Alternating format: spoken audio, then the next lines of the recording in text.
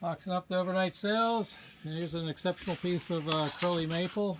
This was an incredible looking flitch. Nice curl. Very, very intense figure to this one. It's the last of it. Nice piece of that 12.5 inch wide by 37.5 inches long walnut burl, available on Amazon. Another piece of walnut burl.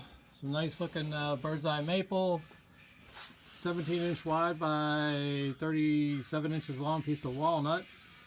More bird's eye maple. Another piece of quarter sawn walnut here. Some fumed white oak. Another piece of bird's eye maple. You can find all these veneers and more on my Etsy shop, Volpe Woodworks, on eBay under ThinWoodandOldTools, on the website VolpeWoodworks.com, and then on Amazon under Volpe Woodworks. If you'd like to discuss picking out a veneer for your next woodworking project, please get a hold of me through email at tom@VolpeWoodworks.com.